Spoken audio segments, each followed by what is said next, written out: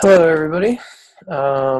So in a previous video, we covered what the wildcard is in Java, and we learned that wildcard is just in Java represented by a question mark, and it represents an unknown type, meaning we don't know what it is. So in a previous video, we actually discovered how to use the wildcard to be able to print out a generic list of any type.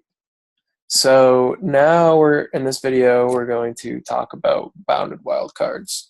So I'll introduce this with an example first. I'll introduce this by showing the problem that it solves.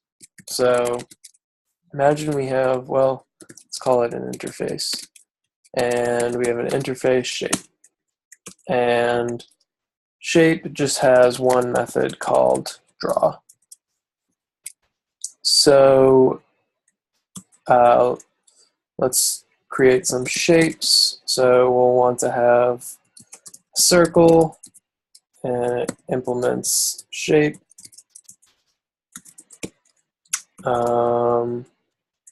We'll want to have maybe a rectangle, implement shape, and we'll also want to have, let's say, a triangle, implement shape. So let's implement these methods. So we'll void draw. For now, we'll just print out drawing a circle, and we'll do something similar for rectangle. We'll say drawing a rectangle,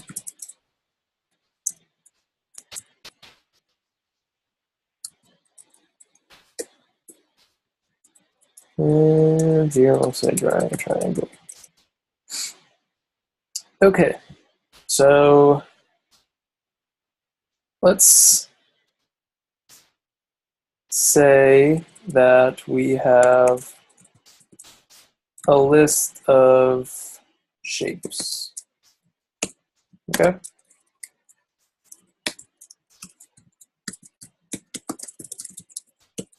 And let's say we add some shapes to this list. Say new circle. Say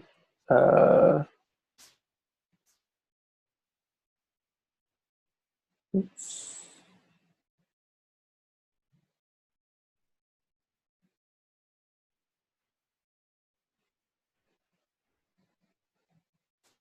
Well, we are going to have to create a method. We'll say run,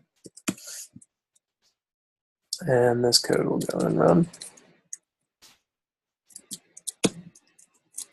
So we'll add some shapes to this list, and we'll just add all three.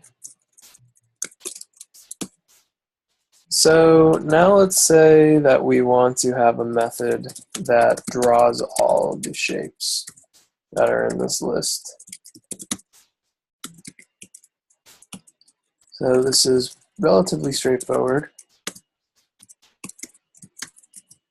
as we can just do a for loop to loop over them on each one, say draw. Right? So very straightforward. We can actually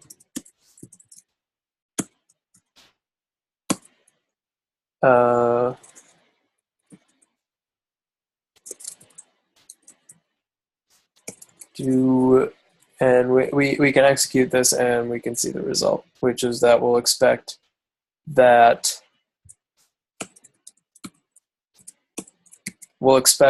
all shapes are drawn, which is really just going to be a print statement for each shape. Yep. And to make this easier to read, we can do system out print ln instead here.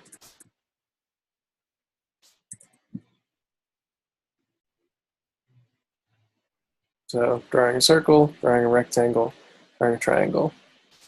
But let's say that we wanted to pass in a list of circles here. Can we do that? So let's try that out. We'll call it run2 for simplicity, and we'll make this a list of circles, and we'll just add a couple of circles. Try and call draw all on it. And if we try and pass in shapes, obviously, if you have watched my previous videos, you'll see that we cannot pass in shapes here because it is a list of circles.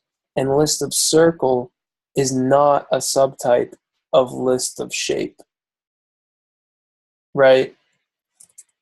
And I've demonstrated that in the previous video, so you can go and watch that if you're interested or if you don't know what's going on. So in a previous video, we basically said that the solution to this, being able to sort of pass in anything, is to use the wildcard. However, of course, that using a wildcard like this means that you can pass in anything, meaning that for this to work, this would have to be object. So, but what if we want to be able to pass in an unknown type of shapes, a list of an unknown type of shapes, right? So the way that this problem is solved in Java is using bounded wildcards. So here, the way that we can solve this problem is actually by doing this. And you'll see that now we can pass in the list of circles here because we have an unknown type, but it's bounded, meaning that the unknown type, it has to either be of type shape or be of subtype shape. So it has to extend shape, basically.